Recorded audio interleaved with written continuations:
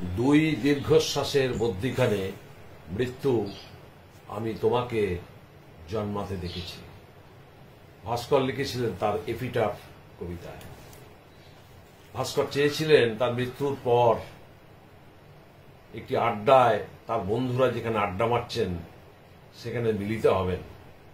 হয়তো এখন সেই আড্ডাই তাদের চলছে। ভাস্করের সেই আড্ডায় একে একে তার বন্ধুরা যোগ দিয়েছেন। শামসের আনোয়ার, সুব্রত চক্রবর্তী, দেবাশিস বন্দ্যোপাধ্যায় এবং ভাস্কর চক্রবর্তী, তার এই কাছের বন্ধুরা এবং মানিক চক্রবর্তী, এরা সকলে মিলিত হয়ে, আর সেই আড্ডা তাদের হয়তো এখনো চলছে, কোথায় আমরা তা জানি না। আমরা আজকে ভাস্করকে নিয়ে একটু আড্ডা মারি এই ভাস্কর চক্রবর্তী স্মরণ সন্ধ্যায়। 2005 সালে ভাস্কর চলে গেছেন, 15 বছর হয়ে গেল। আমরা প্রত্যেক বছর সবাই মিলে তাঁর পত্নী শ্রীমতী বাসুরী চক্রবর্তী এবং কন্যা শ্রীমতী প্রীতি চক্রবর্তীকে সাহায্য করে সবাই মিলে একটি ছোট্ট অনুষ্ঠানের আয়োজন করি। অনুষ্ঠানটি অন্যান্যবার স্বভাবতই কোনো প্রেক্ষাগৃহে হয়, কিন্তু আপনারা জানেন যে এবার সেই প্রেক্ষাগৃহে অনুষ্ঠান সম্ভব নয়। ফলে আপনাদের সঞ্চালনা বা সঞ্চালক কেউ থাকছেন না। আমাদের অনুষ্ঠানগুলি পরপর আমরা সাজিয়েছি, সেগুলি পরপর আমরা গেঁথে দিয়েছি। ঋক প্রকাশনের শুভঙ্কর ভট্টাচার্য ও মৌমিতা ভট্টাচার্য দুজনে মিলে এই কাজটি করেছেন। তারা আপনাদের এই অনুষ্ঠানটি দেখাতেও সাহায্য করছেন। প্রথমেই তাঁর পত্নী ভাস্কর চক্রবর্তীর পত্নী শ্রীমতী বাসবী চক্রবর্তী সকলকে স্বাগত জানাবেন।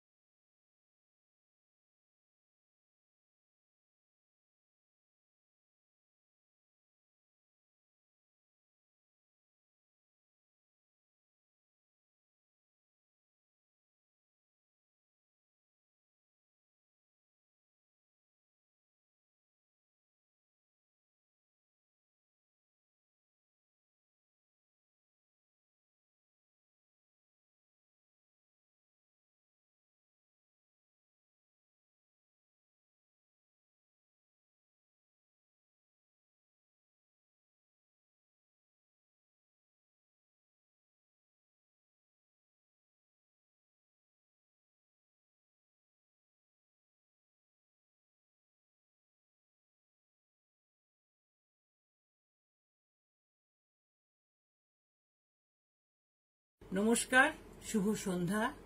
আজ 23শে জুলাই 2020। ঠিক 15 বছর আগে, অর্থাৎ 2005 সালের 23শে জুলাই, কবি ভাস্কর চক্রবর্তী আমাদের কাছ থেকে চিরবিদায় নিয়েছিলেন। তার পরের বছর থেকে, অর্থাৎ 2006 সাল থেকে প্রতি বছর আমরা তার স্মরণে এই বিশেষ অনুষ্ঠানের ব্যবস্থা করে থাকি।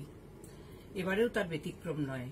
তবে এবারের অনুষ্ঠানের একটু বিশেষ বৈশিষ্ট্য রয়েছে, কারণ আপনারা জানেন অতিমারির কারণে সমস্ত সরকারি ও বেসরকারি হলগুলি বন্ধ আছে। তাই এই অনুষ্ঠান কোনো হলে আয়োজন করা গেল না। এর ফলে আমরা বেছে নিয়েছি ভার্চুয়াল মাধ্যমকে। ঋক প্রকাশনীর ফেসবুক পেজে এই অনুষ্ঠানটি আপনারা দেখতে পাবেন। অনুষ্ঠান সূচিতে কি কি রয়েছে সেই সম্পর্কে আপনাদের একটু বলতে চাই। অনুষ্ঠান শুরু হবে প্রিয়াঙ্গী লাহিড়ীর উদ্বোধনী সঙ্গীত পরিবেশনের মধ্যে দিয়ে। তার কণ্ঠে আমরা শুনব অতুল প্রসাদের গান। এরপর প্রারম্ভিক ভাষণ প্রদান করবেন বিশিষ্ট কবি জয় গোস্বামী এবং তারপর তিনি তার কবিতা পাঠ করবেন। ভাস্কর চক্রবর্তীর গদ্য পাঠ করবেন প্রশান্ত মাঝি। ভাস্কর চক্রবর্তীর কবিতা পাঠ করবেন যথাক্রমে দুজন, সম্বিত বসু এবং দেবাশিস রায়। আপনারা হয়তো অবগত আছেন যে 2019 সাল থেকে ভাস্কর চক্রবর্তী স্মৃতি পুরস্কার প্রদান করা হচ্ছে। এবারে 2020-তে ভাস্কর চক্রবর্তী স্মৃতি পুরস্কার পাচ্ছেন কবি কুন্তল মুখোপাধ্যায়। আজকের সন্ধ্যায় তিনি স্বরচিত কবিতাও পাঠ করে শোনাবেন। এবারে আসি অনুষ্ঠানের মূল আকর্ষণে। আপনারা জানেন যে এটি ভাস্কর চক্রবর্তীর ৫৫তম স্মারক বক্তৃতা। এবারে স্মারক বক্তৃতা প্রদান করবেন বিশিষ্ট চিকিৎসক, প্রাবন্ধিক এবং শিল্প সমালোচক ডাক্তার সঞ্জয় ঘোষ। তার বক্তৃতার শিরোনাম হল সাদা কাগজের পাখি, নৌকো আর অন্ধরাত্রির ভাস্কর চক্রবর্তীর কবিতার চিত্রকল্প। সবশেষে ধন্যবাদ জ্ঞাপন করবেন ঋক প্রকাশনীর কর্ণধার মৌমিতা ভট্টাচার্য। নমস্কার, ধন্যবাদ।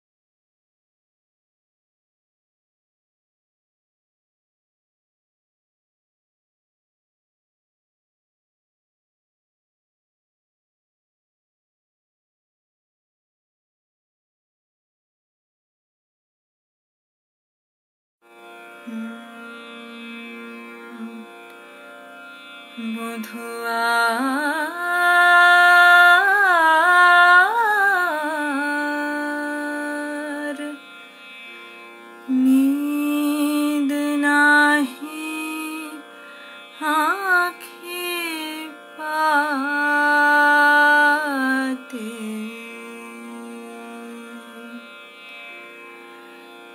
আমিও একাকী, তুমিও একাকী।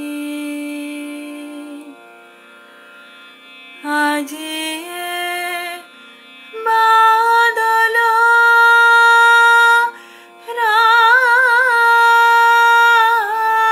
রাতে,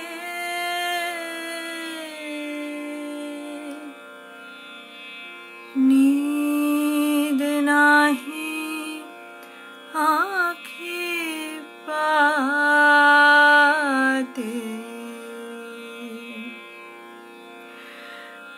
আমিও একাকী, তুমিও একাকী। আজি বাদল রাতে, নীদ নাহি আঁখি পাতে, ডাকিছে দাদরে মিলনতে আসে, ঝিল্লি ডাকিছে উল্লাসে, ডাকিছে দাদরে মিলনতে আসে, ঝিল্লি ডাকিছে উল্লাসে। পল্লীর বধূ বিরহী বধূরে, মধুর মিলনে সম্ভাষে,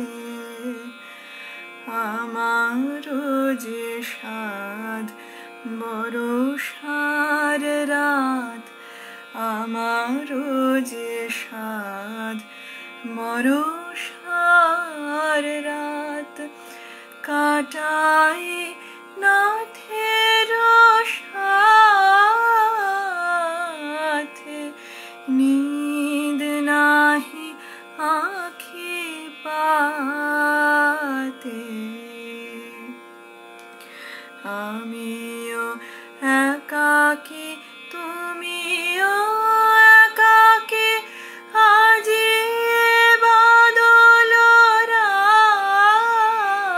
রাতে, নীদ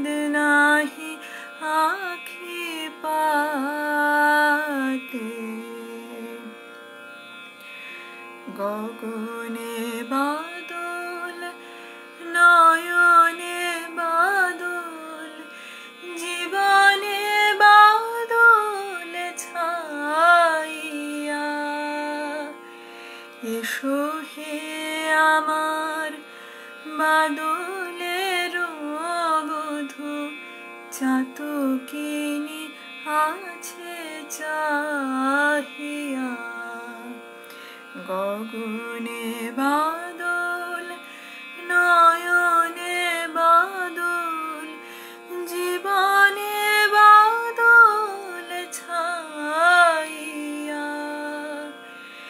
এসো হে আমার বাদলের বধূ, চাতকিনী আছে চাহিয়া। কাঁদিছে রজনী তোমার লাগিয়া, সজনী তোমার জাগিয়া। কাঁদিছে রজনী তোমার লাগিয়া, সজনী তোমার জাগিয়া। কোন অভিমানে হে নিঠুর নাথ, এখনো আমারে ত্যাগিয়া। এই জীবন ভার হয়েছে আবহ, সপিব তোমার হাতে। নিদ নাহি আখি পাতে, আমিও একাকী তুমিও একাকী, আজি এ বাদল রাতে। নিদ নাহি আখি পাতে।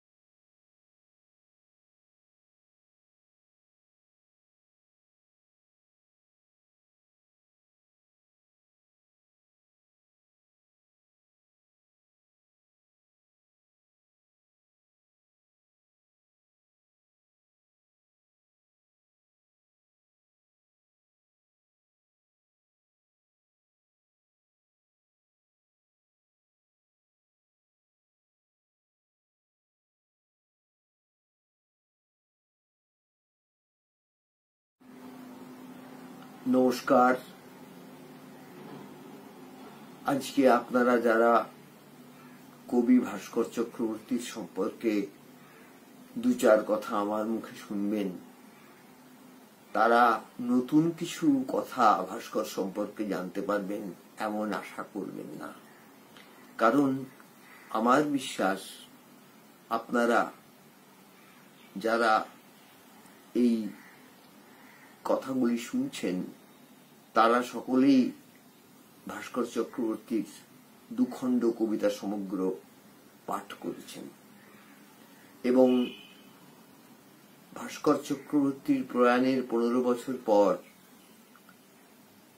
উজ্জ্বল তারার মতো এই সত্য স্পষ্ট হয়ে উঠেছে যে বাংলা কবিতায় ভাস্কর চক্রবর্তীর কবিতা এক অমরত্বের স্থান লাভ করেছে।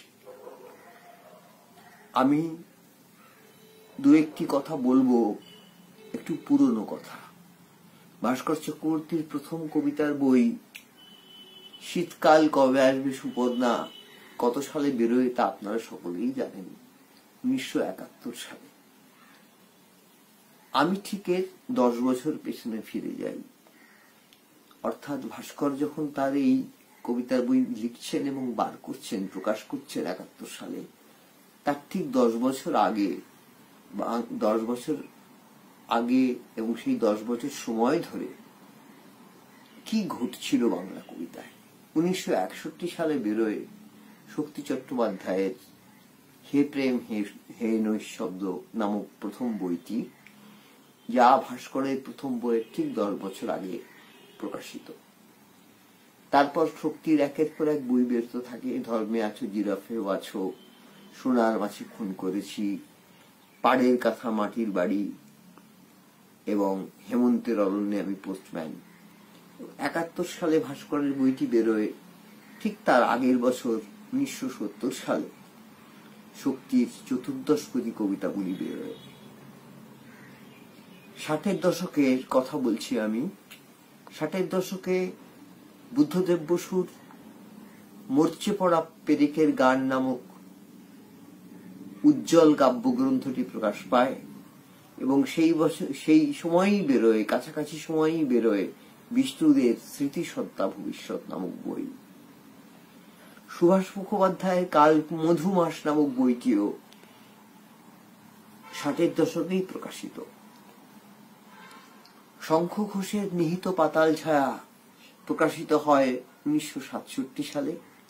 1967তেই প্রকাশ পায় সুনীল গঙ্গোপাধ্যায়ের অবিস্মরণীয় কাব্যগ্রন্থ আমি কিরকম ভাবে বেঁচে আছি, যে বইয়ের ভূমিকায় সুনীল লিখেছিলেন যে এই জীবন আত্মত্যাগে নয়, সর্বগ্রাসে সর্বভূক কবিতার জন্য প্রস্তুত হচ্ছে। ভাস্করের জীবনও আত্মত্যাগে নয়, ভাস্করের জীবনও এক অপূর্ব আত্মত্যাগের মধ্যে দিয়ে সর্বভূক কবিতার জন্য নিজেকে প্রস্তুত করে তুলেছিল। অলোক রঞ্জন দাশগুপ্তর নিষিদ্ধ কোজাগরি এবং রক্তাক্ত ঝরকা, এই দুটি বই বেরোয় 60 দশকেরই মধ্যভাগে। সেই সময় সুভাষ মুখোপাধ্যায় পুরো 60 দশক জুড়ে এক টানা দাপটে লিখে চলেছেন এবং বেরিয়ে চলেছে খুব শীর্ণ আকারে বীরেন্দ্র চট্টোপাধ্যায়ের প্রজ্বলন্ত কবিতা পুস্তিকাগুলি। 1970 সালে বেরোয় শঙ্খ ঘোষের শ্রেষ্ঠ কবিতা ভারবী থেকে। এই 1970 সালে প্রকাশিত শঙ্খ ঘোষের শ্রেষ্ঠ কবিতার মধ্যে আমরা পাই আরুণী উদ্দালক এবং জবাল সত্যকাম নামের কবিতা এবং জলস্রোত কবিতাগুচ্ছ। ভাস্করের কবিতার বই যে বছর বেরোয় অর্থাৎ 1971 সালে, সেই 71 সালে আরো দুটি ঘটনা ঘটেছিল। তা হলো বুদ্ধদেব বসুর শেষ কবিতার বই স্বাগত বিদায় সে বছর প্রকাশ পায় এবং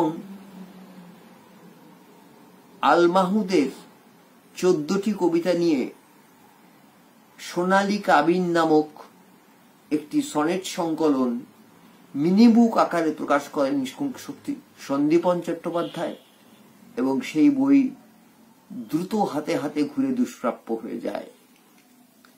60-এর দশকে আরো একজন কবির, 50-এর দশকের আরো একজন কবির দুটি খুব উল্লেখযোগ্য বই বেরোয়। তার নাম আলোক সরকার, বই দুটির নাম অন্ধকার উৎসব এবং বিশুদ্ধ অরণ্য। এই যে কার আগের 10 বছর ধরে বাংলার সমস্ত শক্তিমান কবি তাদের প্রতিভার তুঙ্গ অবস্থায় থেকে একের পর এক কবিতার বই রচনা করে চললেন, তার মধ্যে দিয়ে কি করে ভাস্কর্যের মতন 26 বছরের তরুণ, 25+ তখন তার বয়স, একেবারে নিজস্ব উজ্জ্বল স্বতন্ত্র একটি ভাষা নিয়ে আবির্ভূত হলেন, এই বিস্ময় বাংলা কবিতা থেকে কখনো যাবে না। এর একটি তুলনা আছে। তুলনা হলো ওস্তাদ আব্দুল হালিম জাফর খান, ওস্তাদ মুস্তাক হোসেন খাঁ, ওস্তাদ বিলায়েত খাঁ, পণ্ডিত রবিশঙ্কর, রইস খাঁ এবং সুরবাহারে ওস্তাদ ইমরাত খাঁ এবং সনদে ওস্তাদ আলী আকবর খাঁ যখন তাদের প্রতিভার চূড়ায়, তাদের শ্রেষ্ঠ ক্ষমতার শিখরে অবস্থান করছেন, তখন তার মধ্যে দিয়ে উঠে আসেন একেবারে স্বতন্ত্র একটি বাজ নিয়ে সেতারে নিখিল বন্দ্যোপাধ্যায়। নিখিল বন্দ্যোপাধ্যায়ের এই আবির্ভাব ভাস্কর চক্রবর্তীর সঙ্গে খুবই তুলনীয়, যে কি করে ভাস্কর এতজন প্রতিভাবান কবির উজ্জ্বল সৃষ্টির সঙ্গে নিজের কবিতাকে না মিলিয়ে ফেলে সম্পূর্ণ নতুন একটি ভাষা উপহার দিলেন। সেই সময়ে ভাস্কর চক্রবর্তীর প্রথম কবিতায় বই বেরোনোর পর 70 দশকের প্রারম্ভে যারা কবিতা লিখছিলেন তাদের অনেকের মধ্যেই ভাস্কর চক্রবর্তীর প্রত্যক্ষ প্রভাব দেখা গেল। যেমন অলোকনাথ মুখোপাধ্যায়, অজয় সেন, তরুণ চৌধুরী, এদের কবিতায় প্রসূন কুমার মুখোপাধ্যায়, এদের প্রসূন বন্দ্যোপাধ্যায় নয় কিন্তু প্রসূন কুমার মুখোপাধ্যায় তখন লিখতেন। এদের কবিতা পাওয়া যাবে 1973 সালে প্রকাশিত কবিতা সিংহ সম্পাদিত সপ্তদশ অশ্বারোহী বইয়ের মধ্যে, যে সংকলনের প্রশংসা করে সনাতন পাঠক ছদ্মনামে সুনীল গঙ্গোপাধ্যায় দেশ পত্রিকায় তার নিজস্ব কলামে আলোচনা করেছিলেন। কিন্তু সেই কবিদের পরবর্তীকালে আর আমরা দেখতে পেলাম না, কারণ তারা ভাস্করের দ্বারা এত আচ্ছন্ন ছিলেন যে তারা পরবর্তীকালে আর লিখে চললেন না। ভাস্করের কবিতার মধ্যে ছিল এক অদ্ভুত গভীর মমত্ববোধ তার পড়শি প্রতিবেশীর প্রতি। ভাস্করের কবিতার মধ্যে ছিল এক স্নিগ্ধ প্রেমার্তি, কখনো কখনো তা একটু করুণও। ভাস্করের কবিতার মধ্যে সব সময় জাগ্রত ছিল ভালোবাসা। এবং ভাস্করের একটি কবিতার বইয়ের আমি উল্লেখ করতে চাই দেবতার সঙ্গে, যার মধ্যে আমরা দেখতে পাই উজ্জ্বল আনন্দের বিভা। কিন্তু ভাস্কর চক্রবর্তীর কবিতা সম্পর্কে যে কথাটি না বললেই নয় তা হলো ভাস্কর চক্রবর্তীর কবিতার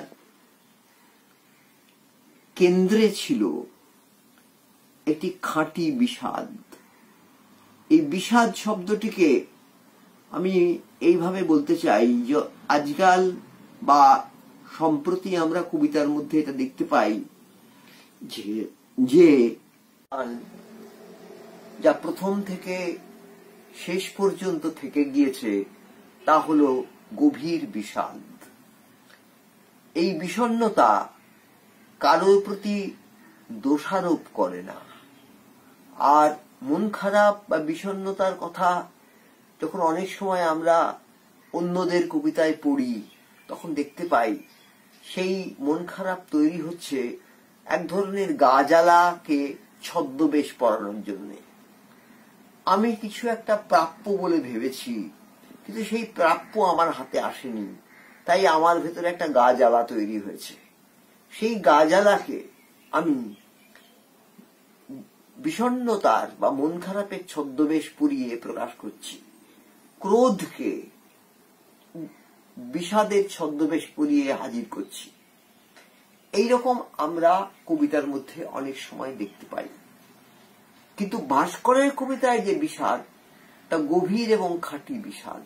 আমি এখানেও সঙ্গীতের তুলনাটি আরেকবার ব্যবহার করতে চাই। যেমন সঙ্গীতে আমরা যে 7টি স্বর পাই, সেই 7টি স্বরের মধ্যে যেমন কোমল রে আছে, কোমল রেকে আমরা পাই ভাইরোর মধ্যে পাই, সন্ধেবেলা পুরিয়ার মধ্যে পাই, মারোয়ার মধ্যে পাই। কোমল গান্ধার আছে, কোমল গান্ধারকে আমরা দরবারি কানাড়ার মধ্যে পাই। আবার মধ্যম বা মা, মধ্যমের তীব্র মধ্যম হয়, মানে মধ্যমও হয়, প্রযুক্ত হয়, আবার তীব্র মধ্যমও হয়। আর তীব্র মধ্যমকে আমরা প্রযুক্ত হতে দেখি শ্যামকল্যাণে কিংবা শুদ্ধ সারঙ্গে, যদিও একটি দুপুরের রাগ এবং একটি সন্ধ্যার রাগ। প্রত্যেক রাগেরই কোমল এবং শুদ্ধ রূপ আছে, প্রত্যেকটি স্বরেরই কোমল এবং শুদ্ধ রূপ আছে। কোমল নি আমরা পাই, যদি বিহাগের অঙ্গে কোমল নি ব্যবহার করা হয় তাহলে বিহাগড়া রাগ হয়, তৈরি হয়, আমরা কোমল নি দেখতে পাই। কিন্তু সায়ের কোন শুদ্ধ কোমল হয় না। সা সাই, সে ধ্রুবতারার মতো ধ্রুব, সে একচ্ছত্র। প্রত্যেকটি রাগে এমন অনেক রাগ আছে যেখানে কোন কোন স্বর বর্জিত হয়, যেমন ললিত রাগ, সেখানে পঞ্চম বর্জিত, পা সেখানে লাগবে না। যেমন মালকোষ, পঞ্চম বর্জিত, পা সেখানে লাগবে না। কিন্তু এমন কোন রাগ আমরা পাই না যেখানে সা লাগবে না। সা কে আমাদের সবসময় দরকার হবে, সবসময় সা ধ্রুবক। ভাস্কর চক্রবর্তীর কবিতায় যে বিষাদ, তাই সায়ের মতো খাঁটি, তার শুদ্ধ কোমল হয় না। তা অত্যন্ত আন্তরিক এবং কারোর প্রতি কোনো দোষারোপ নেই, কোনো ক্রোধ উদযাপন নেই, বরং একা একা কথা বলে যাওয়া এবং ওই যে কথা আগে বলেছি, পড়োশী প্রতিবেশীর জীবনের প্রতি গভীর মমত্ববোধ ও নিজের না পাওয়াকে খুব সুন্দর কৌতুকের মধ্যে দিয়েও, স্নিগ্ধ কৌতুকের মধ্যে দিয়েও বিনম্র স্বরে তিনি উচ্চারণ করে গেছেন।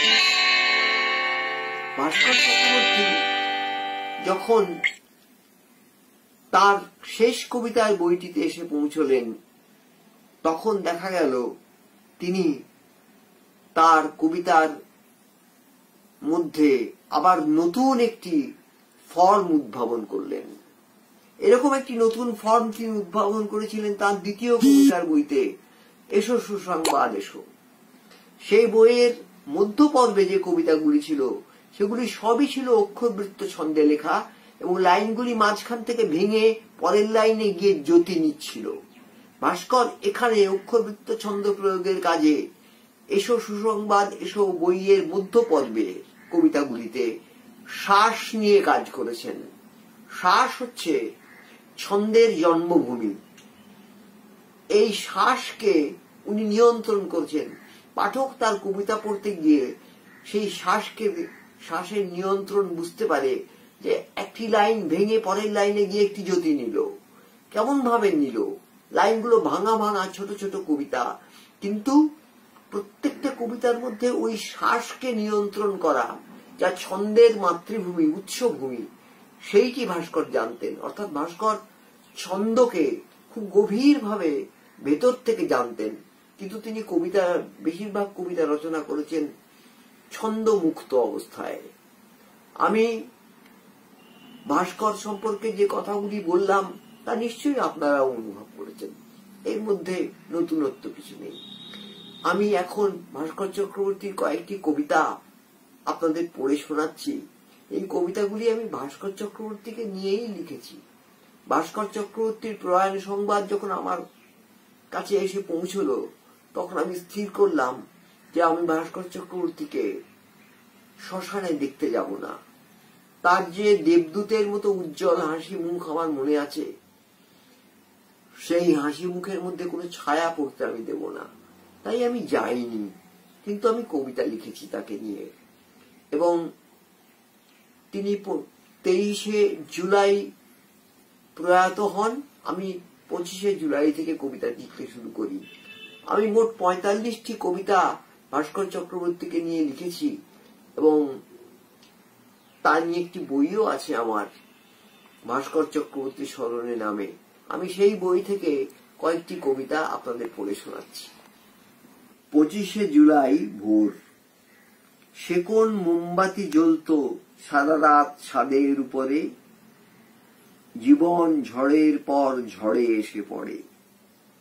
মেয়েরা তোমাকে ভাবত মধুর সিপাহী, ছেলেরা তোমাকে ভাবত দারুণ দুর্দান্ত সুখী ভাগ্যবান আসমানের রাহি। কিশোর কবিরা ভাবত যা কিছুই লিখতে যাই এ দেখছি আগেই সব জানে। কবিতা নিজেও ভাবত এ ছেলে আমাকে ঠিক নিয়ে যাবে কোথাও নতুন বাসস্থানে। কবিরা কতই এলো তোমার ছাদের ছোট ঘরে, মেয়েরা কতই এলো তোমার ছাদের ছোট ঘরে। কবিতাও এলো কত খাতা আর বই আর খাতা ভরে ভরে। শেষে আজ সন্ধে থেকে যখনই নিঃশ্বাস টানছ, যেন আকাশের ঘিলু শুষে টেনে আনবার ছোট শব্দ উঠেছে সাগরে। কে আসছে, কে ঝড় নাকি? রাত 2:54 পরে তোমার জীবনব্যাপী ঝড় সব উড়ে গেল ঝড়ে।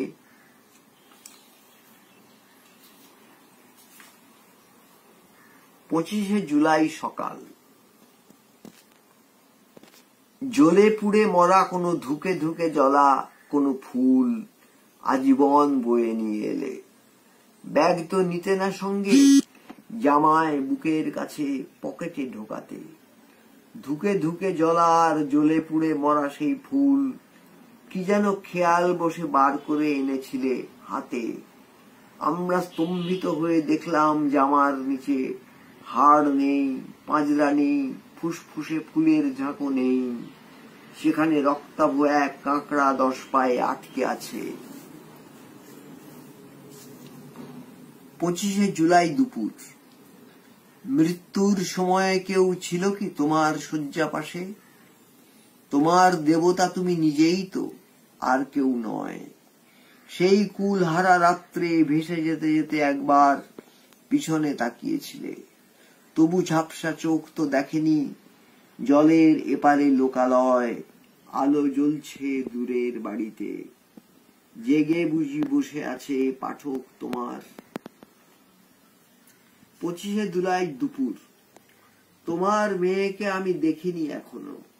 সে কোথায় পড়ে? কে তাকে স্কুলে পৌঁছে দেয়? এক একদিন তুমিও দিতে কি?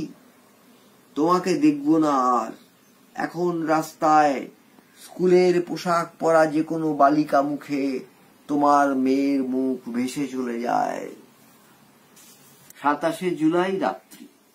যখন আমার বাবা মারা যান আমি ক্লাস 4-এ পড়ি। তোমার মেয়েরই মতো বয়স তখন। ও ফিরবে স্কুল থেকে, আর বাড়িতে বাবাকে না দেখার না দেখার না দেখার না দেখার না দেখার অবিরাম অবিরাম ভার ওর সহ্য হয়ে যাবে, যেমন আমার সয়ে গিয়েছিল। ও তো আমারই মতো মায়ের পিঠেই মুখ গুজে ঝমঝম বৃষ্টির রাত্রিবেলা কান্না চেপে ঘুমোবার চেষ্টা করে যাবে, কিন্তু পারবে না, কারণ বুঝে যাবে অন্যদিকে পাশ ফেরা মায়ের চোখের জল গড়িয়ে গড়িয়ে অবিরল বালিশ ভেজায়।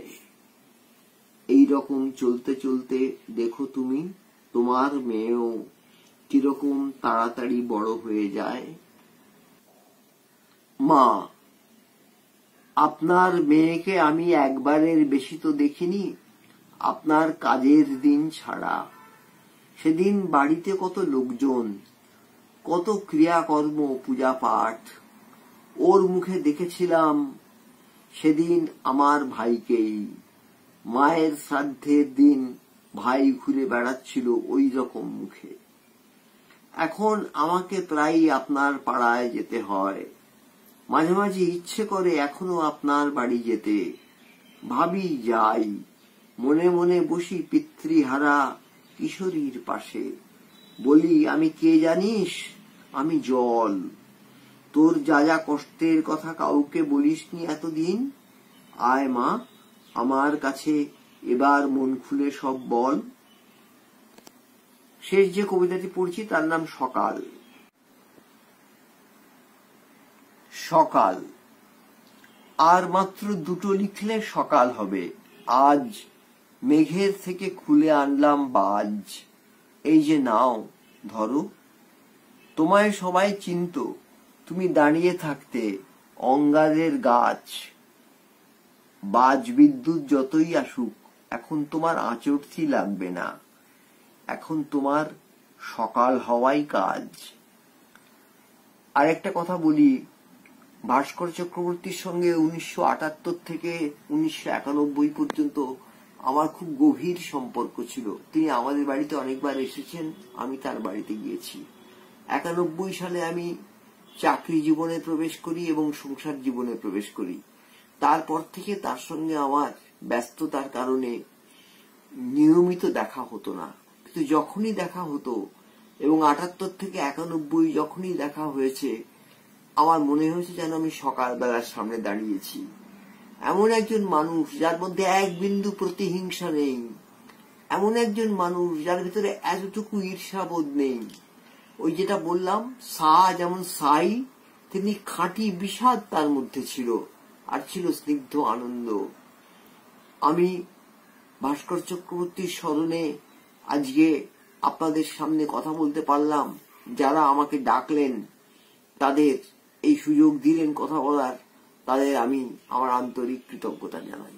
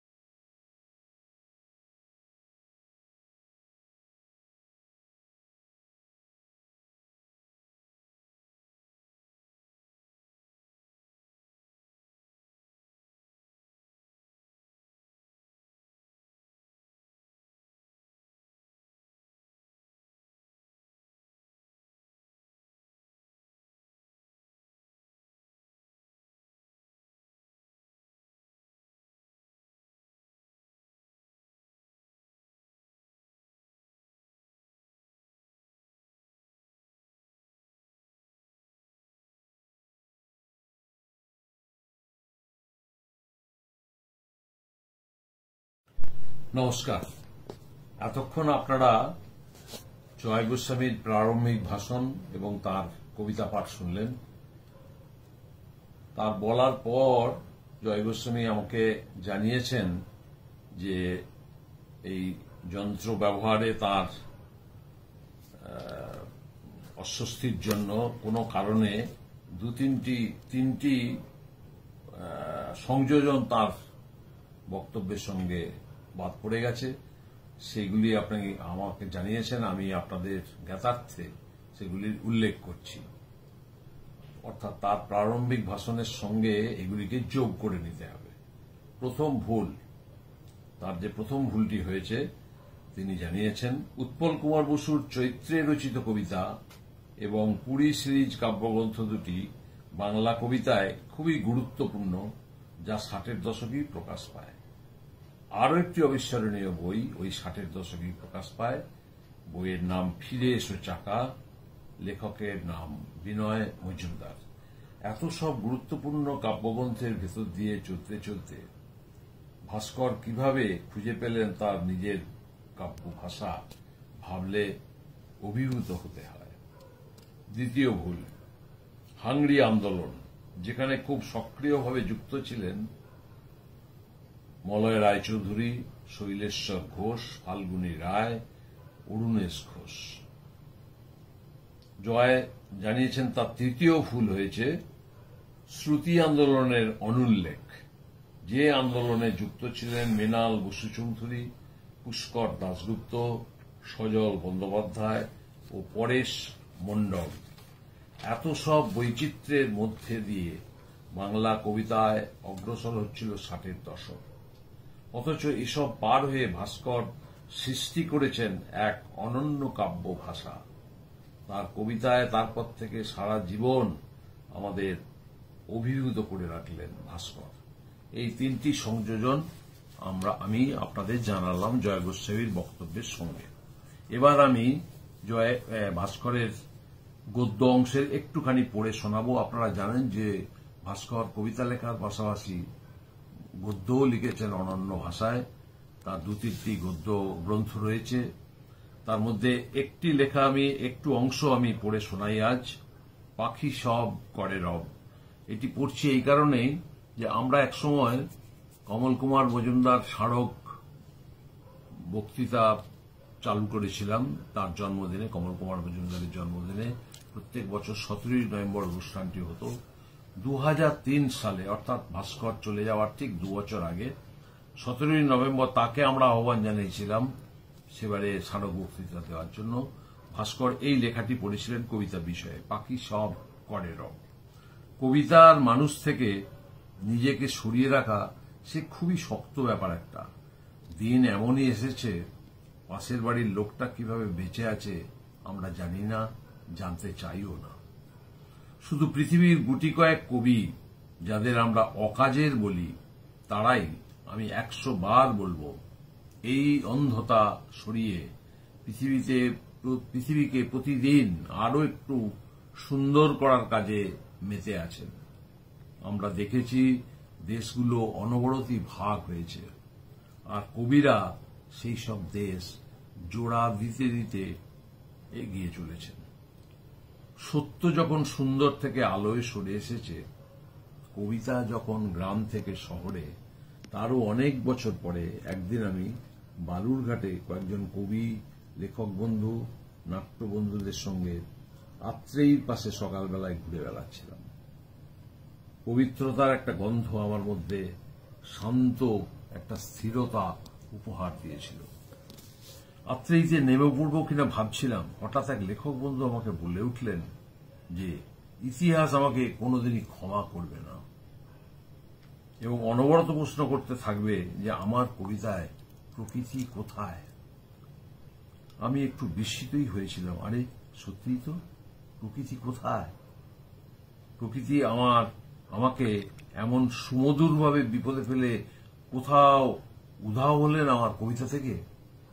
যার অনাবিল দুধ আমাকে পুষ্টি দিয়েছে, এমন অকৃতজ্ঞ আমি হলাম কবে থেকে যে তাকে আমার কবিতাকেই জায়গা দিলাম না, কবিতাতেই জায়গা দিলাম না আমি। সত্যি কি তাই? আমার এখন আর মনে পড়ছে না। আমি তো রাত্রিবেলার প্রেমিক। একখণ্ড গধূলিকে আমি কি কোনোদিন বসিয়ে দিতে পারিনি আমার কবিতায়? সূর্যাস্তকে, জবা কুসুমকে। তবু আমি শেষ চেষ্টা করলাম একবার ঘুরে দাঁড়াতে। বললাম যে প্রকৃতি নেই, কিন্তু মানুষ আছে, মানুষ। নরকের সমস্ত গাড়িগুলো যেখান থেকে ছাড়ে, আমি সেই কেন্দ্রবিন্দুতে দাঁড়িয়ে উদ্ভ্রান্ত, উৎকেন্দ্রিক, স্বপ্নতাড়িত, বিড়বিড় করা মানুষ। বাড়িতে টাকা দিই, খেতে পাবো না কেন? প্রেমিক, ডানাহারা, পরিত্যক্তা, নিঃসঙ্গ মহিলা, আর রান্নাঘরের সোনালী চুলের বয়স্কা এক প্রকৃতির মতো। আমার বয়স তো আমাকে দেখাশোনা করল না। তারাও যদি আমাকে একটু দেখাশোনা না করে ইতিহাসে, তাহলে কি আর করা? আজ থেকে 26-27 বছর আগে একটা অদ্ভুত কবিতা লিখেছিলাম। সেটা অবশ্য কোনো কথা নয়, তবে বোধহয় বুদ্ধিমানের মতো একটা কাজ করেছিলাম। কবিতাটা আজ পর্যন্ত কোনো পত্রিকায় প্রকাশ করতে দিইনি। ছোট্ট সেই কবিতাটা আজ টেনে নামাতে ইচ্ছে করছে প্রসঙ্গের খাতিরেই। কবিতাটা এরকম, আমার কবিতা। আমি তাকে সঙ্গে নিয়ে গিয়েছি বাজারে, ঝুড়িতে ফলের মতো রেখে দিয়ে দূর থেকে দেখেছি একলা। সে ঠিক আমারই মতো অবিকল, আমার কবিতা।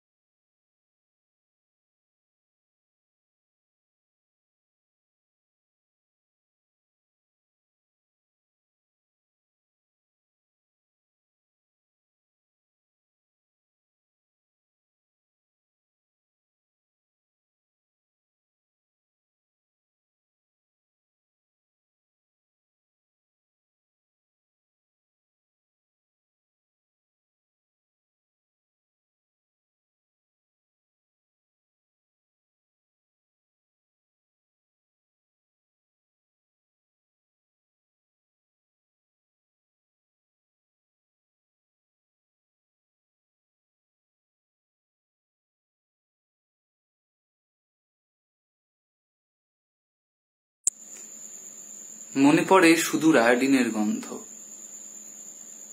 মনে পড়ে চিঠিপত্র আর আসবে না কোনো দিনই। যখনই চোখে ভর্তি হয়ে আসে জল, টুপিটা আমি সামনের দিকে নামিয়ে নিই আর হাঁটতে থাকি, ছিমছাম পা ফেলে শুধুই হাঁটতে থাকি। রাস্তা থেকে চুপচাপ হারিয়ে যাই রাস্তায়।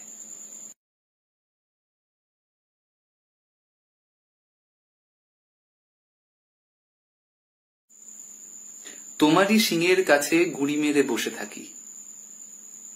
কখন যে চাঁদ ওঠে, কখন যে মেঘ ঢেকে দিয়ে চলে যায় তোমাকে আমাকে। চারিদিকে বালি উড়ে, তোমার দেহের ছায়া অন্ধকারে আরো দীর্ঘ হয়। বেঁকানো শিঙের কাছে খড় ঝোলে ফুলে যায় পেট, কোথায় নধর কাক ডাক দিয়ে উড়ে যায়। মাইল মাইল যেন হেঁটে কেরানিরা বাড়ি ফেরে, লম্প জেলে স্ত্রীকে চুমু খেয়ে চোখ বোজে বিছানায়। কোথায় কাদের চোখে বিদ্যুৎ ঝলসে ওঠে, তারা রাত্রিবেলা চুল খুলে পা ছড়িয়ে কাঁদে। কিভাবে বছর যায়, বছর বছর যায়, আমি তোমারই শিঙের কাছে গুঁড়ি মেরে বসে থাকি। কখন যে চাঁদ ওঠে, কখন যে মেঘ ঢেকে দিয়ে চলে যায় তোমাকে আমাকে।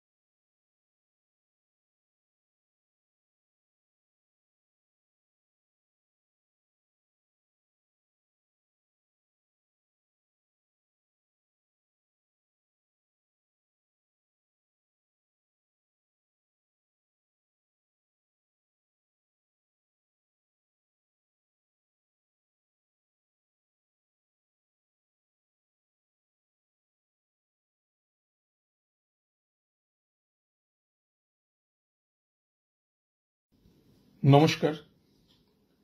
ভাস্কর চক্রবর্তী স্মৃতি পুরস্কার প্রদান এবং ভাস্কর চক্রবর্তী স্মারক বক্তৃতার এই মহতী অনুষ্ঠানে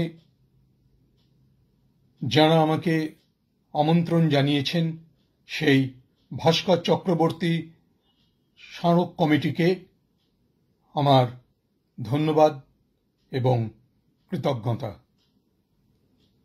যে কবিতাটি আমি এখন শোনাব সেই কবিতাটি ভাস্কর চক্রবর্তীর নামের সঙ্গে সমার্থক হয়ে গেছে।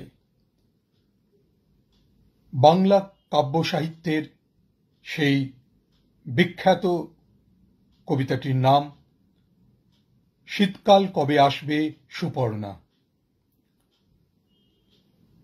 শীতকাল কবে আসবে সুপর্ণা, আমি 3 মাস ঘুমিয়ে থাকব।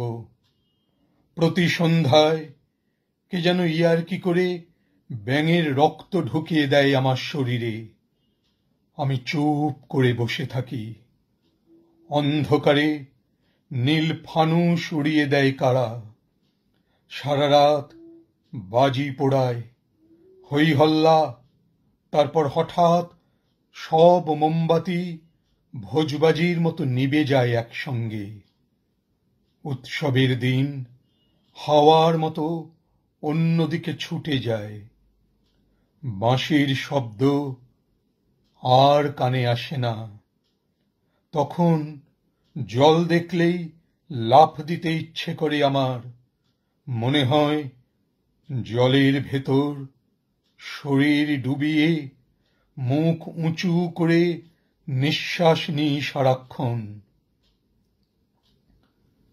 ভালো লাগে না সুপর্ণা, আমি মানুষের মতো না, আলো না, স্বপ্ন না, পায়ের পাতা আমার চওড়া হয়ে আসছে ক্রমশ। ঘোড়ার খুরের শব্দ শুনলেই বুক কাঁপে, তড়বড়ে নিঃশ্বাস ফেলি, ঘড়ির কাঁটা আঙুল দিয়ে এগিয়ে দিই প্রতিদিন। আমার ভালো লাগে না। শীতকাল কবে আসবে সুপর্ণা? আমি 3 মাস ঘুমিয়ে থাকব। একবার ভোরবেলা ঘুম থেকে উঠেই মেঘ ঝুঁকে থাকতে দেখেছিলাম জানলার কাছে। চারিদিকে অন্ধকার, নিজের হাতের নখও স্পষ্ট দেখা যাচ্ছিল না সেদিন। সেই দিন তোমার কথা মনে পড়তেই আমি কেঁদে ফেলেছিলাম। চুলে দেশলাই জ্বালিয়ে চুল পোড়ার গন্ধে ঘুমিয়ে পড়েছিলাম আবার। এখন আমি মানুষের মতো না। রাস্তা দিয়ে হাঁটতে হাঁটতে হঠাৎ এখন লাফ দিতে ইচ্ছে করে আমার ভালোবাসার কাছে।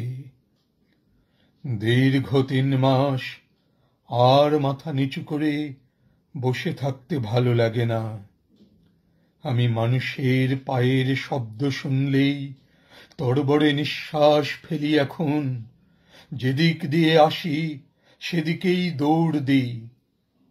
কেন এই দৌড়ে যাওয়া? আমার ভালো লাগে না। শীতকাল কবে আসবে সুপর্ণা? আমি 3 মাস ঘুমিয়ে থাকব।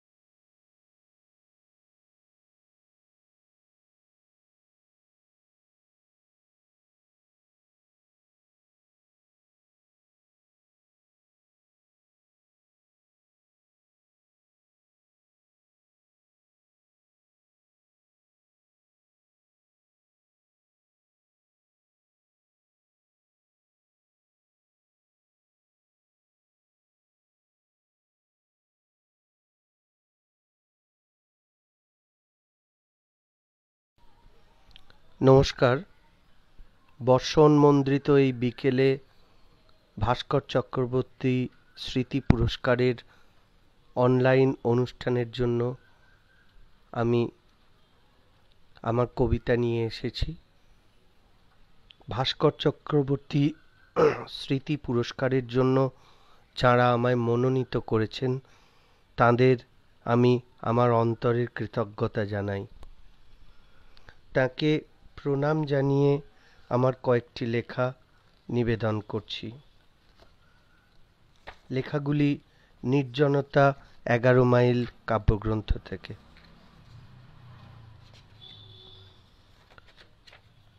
প্রথম লেখার নাম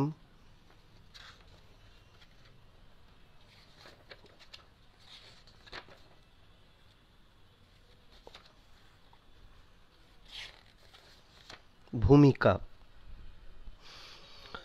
তোমার ভূমিকা তুমি ঠিক ফিরে পাবে বেরাদর, যেমন পেয়েছি আমি জন্মান্তরে পাখি ও কুকুর।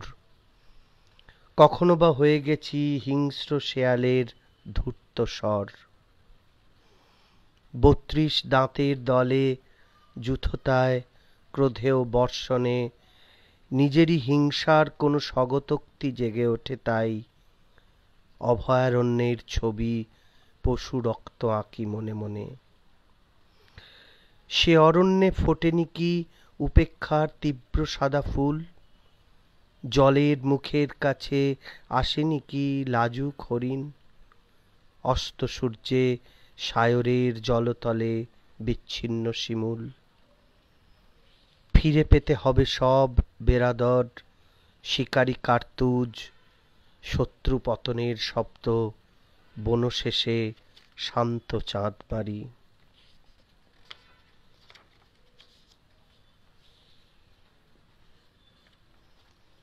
বসন্ত রক্তচোর। তীর এসো বিদ্ধ করো, হৃৎপিণ্ড আমার বেওয়ারিশ। বহুদিন আগে কেউ খুলে নিয়ে ছুটে গিয়েছিল, এক হাতে লাগিয়েছিল হৃৎক্ষতে নিচু নেল পালিশ। তীর আমি রক্তপাতে স্বাভাবিক, ছুরি ও ড্যাগার আমার ঘনিষ্ঠ বন্ধু, পক্ষাঘাতে অকৃপণ। দেখো ফুসফুস আগুন মুখ, হাওয়া দেয় রোগা কর্মকার। জমানো আমার পাখি পুড়ে গিয়ে সিদ্ধ হয় নুনে, হৃৎকমলিনী তাতে জুড়ে দেয় বিভিন্ন সবুজ। আমার হৃৎপিণ্ড এসে পড়ে যায় বিষাদ উনুনে। তীর আমি অসহায়, তীর আমি কষ্ট খুলে দেখি, আমার সমস্ত রক্ত চুরি করে ফুটেছে পলাশ। কাবিলনামা। সমস্ত রক্তের গায়ে চুপি চুপি মৃত্যু লেখ প্রিয়। দু চোখে আগুন যত হোক তার সলিল সমাধি, কৃষ্ণাঙ্গ আধার তাকে 2 চামচ আলেয়া পাঠিও। রাষ্ট্রপ্রধানের চোখ কি শীতল রুগ্ন উপদ্রুত, ফি বছর তারা শুধু অস্ত্র কেনে চুক্তির অক্ষরে। এও কি কাবিলনামা, নাকি সব বাণিজ্যের ছুতো? নিজের আনন আমি বয়ে যাই বালক বেলার, হঠাৎ আয়নায় তবু এক এক দিন চমকে উঠে দেখি, কি সব অস্ফুট ছায়া, কি এক অচেনা দুঃখ তার। নিজেরই অসংখ্য মুখে দুঃখ লেখো, লেখো অপমান। এও এক বিবাহের চুক্তিপত্র জীবন মশাই। আমার শেষ লেখা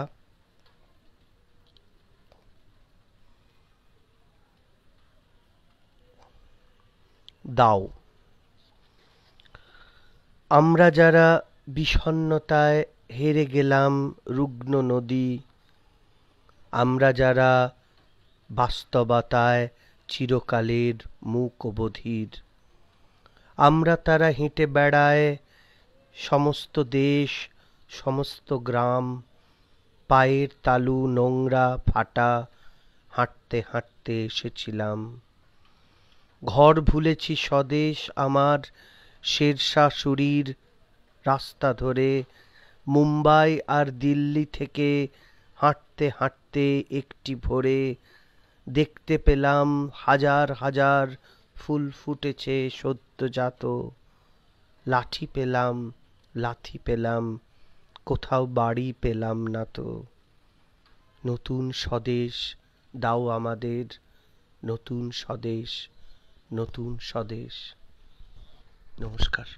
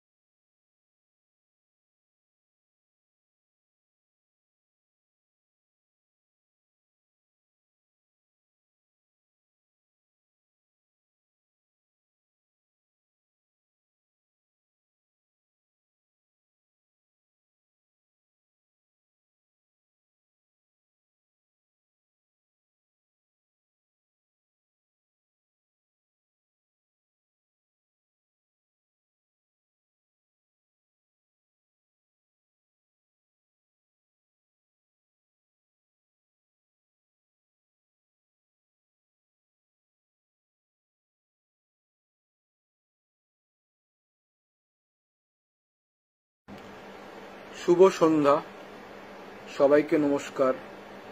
শ্রদ্ধেয় কবি জয় গোস্বামীকে নমস্কার। শ্রীমতী বাসবী চক্রবর্তী ও শ্রী প্রশান্ত মাঝিকে আমার আন্তরিক কৃতজ্ঞতা জানাই।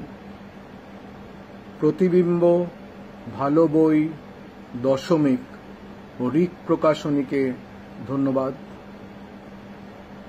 ভাস্কর চক্রবর্তী স্মারক বক্তৃতায় আজ আমার উপস্থাপনা সাদা কাগজের পাখি, নৌকো আর অন্ধ রাত্রির, ভাস্কর চক্রবর্তীর কবিতার চিত্রকল্প। জ্বলতে থাকা একটা নিঃসঙ্গ মোমবাতি, টেবিলের ওপর পড়ে থাকা শুধুমাত্র একটি দেশলাই অথবা আলিঙ্গনাবদ্ধ দুটো চশমা, চলন্ত ট্যাক্সির ভেতরে কাঁদতে থাকা একলা একা যুবতী, হোস্টেলের বারান্দা থেকে ঝুঁকে পড়া সব মেয়েদের আনন্দ, এইসব টুকরো টুকরো দৃশ্যগুলো আমার মাথার ভাঁজে এসে ঢুকে পড়ে আর প্ররোচনা দেয় আমাকে। কিংবা আমার কবিতা এখন মর্গ থেকে সেলুন পেরিয়ে আরো কিছু দূরে ভ্রমণ করতে চাইছে। ভাস্কর চক্রবর্তীর হাত ধরে বাংলা কবিতায় এইভাবে নতুন সব দৃশ্যকল্পের সূচনা হলো একদিন।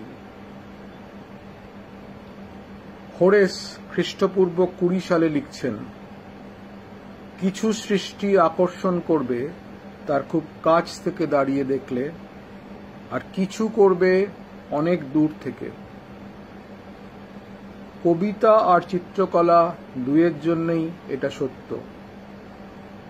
প্রথম পক্ষরা চায় যে একটা অন্ধকার পরিপ্রেক্ষিত থেকে তাদের দেখাতে, আর দ্বিতীয় পক্ষরা চাইবে তাদের আলোর মধ্যে দিয়ে দেখা হোক, কারণ সমালোচকদের তীব্র হুলকে তারা ভ্রুক্ষেপ করে না।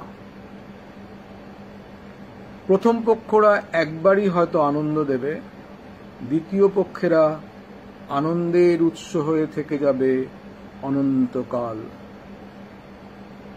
ভাস্করের কবিতা এই দ্বিতীয় পক্ষের। তিনি প্রথম জীবনে একটা ছোট্ট কবিতা লিখেছিলেন, যা কোথাও ছাপাননি।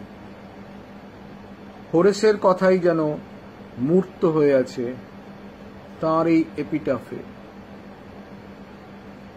আমি তাকে সঙ্গে নিয়ে গিয়েছি বাজারে, ঝুড়িতে ফলের মতো রেখে দিয়ে দূর থেকে দেখেছি একেলা, সে ঠিক আমারই মতো অবিকল, আমার কবিতা।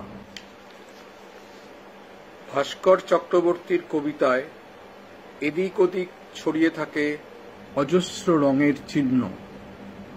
ডায়েরিতে লিখছেন, তুমি এত রঙিন খাম জোগাড় করো, আমার ভালো লাগে।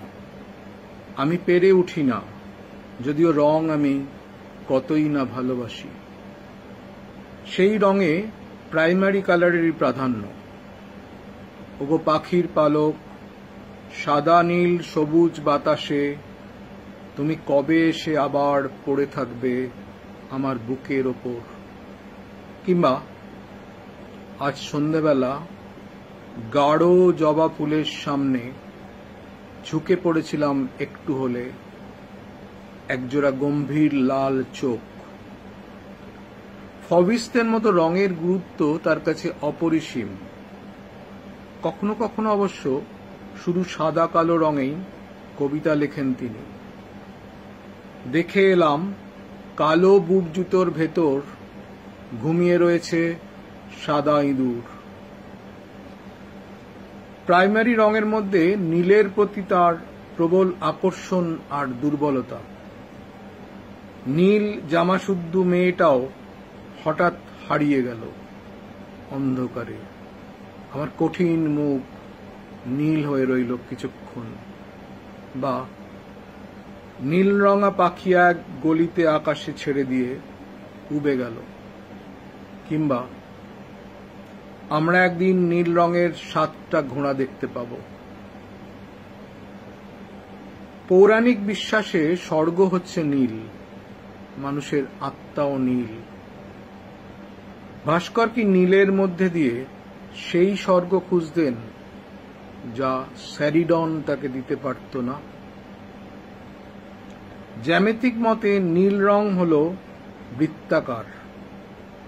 ভাস্করের কবিতা তো জলের মতো ঘুরে ঘুরে কথা বলে এক বৃত্তাকার পথে। তাই কি অবচেতনায় নীল রং উঠে আসত বারবার ভাস্করের ব্রাশে? চিত্রশিল্পে অর্গানিক অ্যাবস্ট্রাকশন যার প্রথম, সেই ক্যান্ডিন্সকির মতে নীল রং তার নিজস্ব অক্ষ বরাবর আন্দোলিত হলে থাকে, বাইরে ছিটকে বেরোয় না। ভাস্করের কবিতা কি সেই রকমই আপন কক্ষপথে ভ্রাম্যমান বলে মনে হয় না আমাদের? শেষ পর্যন্ত ভাস্কর হয়তো পল এলুয়ারের কবিতার মতো একটা নীল রঙের পৃথিবী চেয়ে ফিরতেন। চিন্ময় গুহর অনুবাদে পৃথিবীটা কমলা লেবুর মতো নীল। কবি সঞ্জয় ভট্টাচার্য নীলকে ফুটিয়ে তুলেছেন অন্য ভঙ্গিমায়। রাত্রিতে জেগে ওঠে যে সাগর, অন্ধকারের সাগর, তুমি তাতে স্নান করে এসো নীলিমা। তোমার চোখ হোক আরো নীল, চুল হোক ধূসর ফুলের মঞ্জরির মতো।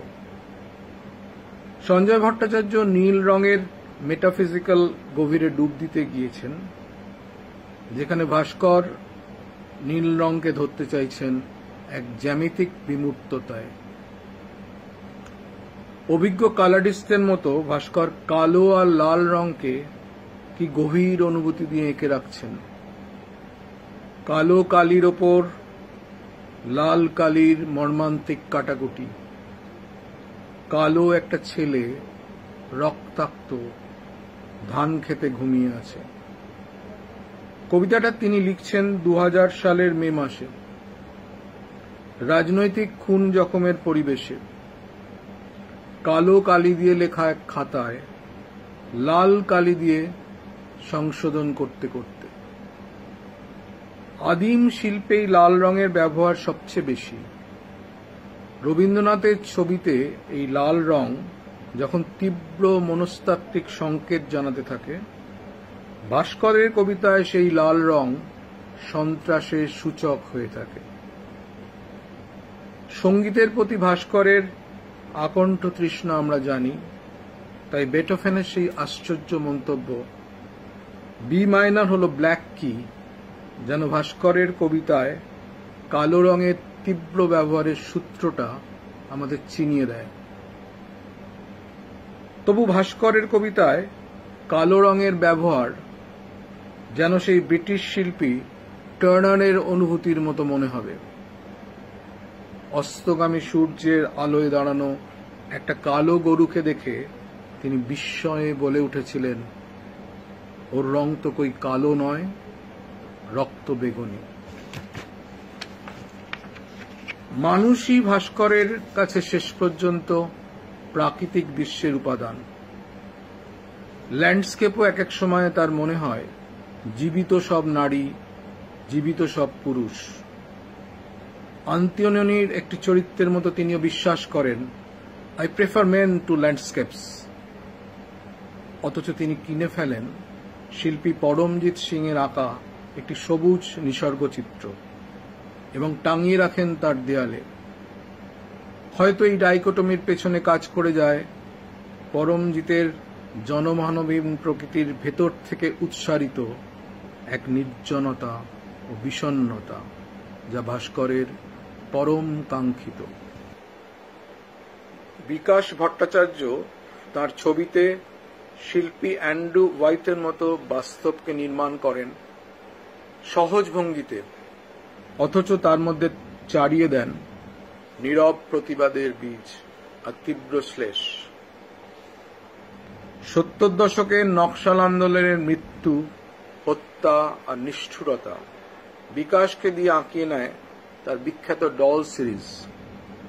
ভাস্করের কবিতা যেন একই সময় কথ্য ভাষায় সেই অগ্নিগর্ভ পরিস্থিতিকে এঁকে রাখে এক তির্যক ভঙ্গিতে। বিকাশের ছবির প্রদর্শনীতে তিনি বিড়লা একাডেমিতে যান বাসবী চক্রবর্তীর সঙ্গে। সেই দিন তিনি ডায়েরিতে লিখে রাখেন বিকাশের টু ব্রাদার্স ছবি দেখে মুগ্ধতার কথা। একাডেমি অফ ফাইন আর্টসে তিনি 1983 সালে কমল কুমার মজুমদারের চিত্র প্রদর্শনীতে যান 3-4 দিন। যোগেন চৌধুরীর ছবির নারীদের করুণ ধূসর বিষাদে আক্রান্ত মুখ ভাস্করকে আচ্ছন্ন করত খুব বেশি। তা একদিন তার কবিতার লাইনে উঠে এলো, সেদিন বাসের জানলায় যোগেন চৌধুরীর আঁকা অবিকল এক নারীকে দেখলাম আমার দিকে একখণ্ড মাদকতা নিয়ে তাকিয়েছিল। নীল আকাশ থেকে সাদা পরীরা বিরামহীন আজ নেমে আসছে রাত্রিবেলা। উইলিয়াম ব্লেকের ছবি থেকে পরীরা যেন নেমে আসে ভাস্করের কবিতার লাইনে। ভাস্কর ছেলেবেলার স্মৃতি থেকে লিখছেন, মার কোলে শুয়ে আছি আর দূরে ভীষণ শব্দ হচ্ছে কোথাও। সেসব ছিল দিক কাঁপানো ভয়াবহ সব বোমার শব্দ। কোন রকমে উঁকি দিয়ে দেখেছিলাম এক অদ্ভুত ঠেলা গাড়ি। সেই গাড়িতে ভর্তি ছিল 2-3টে রক্তাক্ত মৃতদেহ। গণেশ পাইনের দাঙ্গার স্মৃতিও অনেকটা এইরকম ছিল। বাড়ি ছেড়ে তাকে থাকতে হয়েছিল মেডিকেল কলেজের ক্যাম্পে। এই ঠেলাভর্তি মৃতদেহ তার ছবিতে ফিরে এসেছে বারবার করটি খুলির আকারে। ভাস্করের কবিতাতেও তা চিত্রকল্প হয়ে দাঁড়ায়। ছোট্ট সাদা পাখি ওড়ে বা নীল দেশ, সারাটা দিন আজ হাড়ের কথা শুনি, সারাটা দিন শুধু খুলির গান শুনি। পাঞ্চিবনের এই দেশে অন্ধকারে সারি সারি লোক, এই লাইন রবীন মণ্ডলের ছবির সেই আদিমতার দিকে আমাদের টেনে নিয়ে যেতে থাকে ক্রমাগত। শিল্পকলার সঙ্গে এক নিবিড় আত্মীয়তা গড়ে উঠেছিল ভাস্করের। ঋত্বিক ঘটকের অযান্ত্রিক ফিল্ম সম্পর্কে লিখতে গিয়ে তিনি ডায়েরিতে লিখে রাখেন শিল্পী দেলাক্রোয়ার কথা। শঙ্খ ঘোষের বাড়ি থেকে তিনি পড়তে নিয়ে আসেন পল গগজ ইন্টিমেট জার্নাল। তার প্রথম বই শীতকাল কবে আসবে সুপর্ণার প্রচ্ছদ আদৌ পছন্দ হয় না ভাস্করের। কাউকে এই বই দেবার সময় একটা খবরের কাগজের মলাট লাগিয়ে দেন। চিত্রকলার গভীর বোধ ছাড়া এই তীব্র অপছন্দ সম্ভব নয়। এই একই অনুভূতি হয়েছিল জীবনানন্দের, যিনি সত্যজিৎ রায়ের করা বনলতা সেনের প্রচ্ছদ মেনে নিতে পারেননি একেবারেই।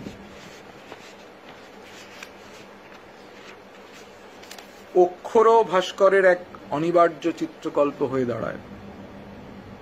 তোমার চোখের জল যুক্তাক্ষরহীন, কিংবা 25 বছর আগেকার মুখ যেন জাপানি অক্ষর।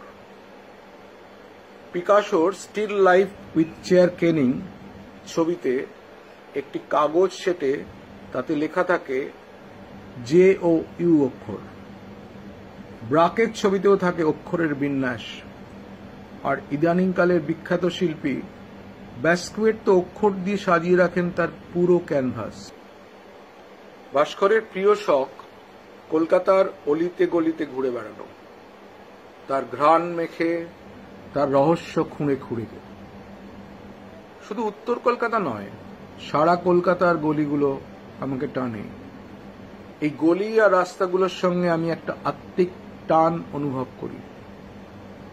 এই সরু গলিগুলো অসীম রহস্যে ভরা। তিনি আবার লেখেন, সরু গলি দিয়ে বিপ্লবীদের, খুনি, ছিনতাইবাজদের, পুলিশের শুধু দৌড়ে যাওয়ার যুগ এটা। এই চিত্রকল্প আমাদের মনে করিয়ে দেয় মৃণাল সেনের কলকাতা 71 চলচ্চিত্রের কথা, যেখানে আমরা দেখেছিলাম কলকাতার সরু গলি দিয়ে একজন বিপ্লবীর দৌড়ে পালানো, আর তার পিছু ধাওয়া করা পুলিশের সশস্ত্র ভঙ্গিমা। ভাস্কর তার নোট খাতায় এই চিত্রকল্পই যেন পরে রূপান্তরিত করছেন এক আশ্চর্য বিমূর্ততায়। একাকী হাবিলদার দৌড়ে যাচ্ছে, বৃষ্টিও দৌড়চ্ছে তার পেছনে পেছনে। কলকাতা শহরের অন্ধকার দিনগুলোকে অনেক আগে কবিতায় আনেন সমর সেন। মহানগরীতে এলো বিবর্ণ দিন, তারপর আলকাত্রার মতো রাত্রি, যতদূর চাই ইটের অরণ্য, পায়ে চলা পথের শেষে কান্নার শব্দ। কলকাতাকে নিয়ে ভাস্করের চিত্রকল্পকে বুঝে নিতে গেলে তার সময় ও অভিজ্ঞতাকেও জেনে নেওয়াটা জরুরি।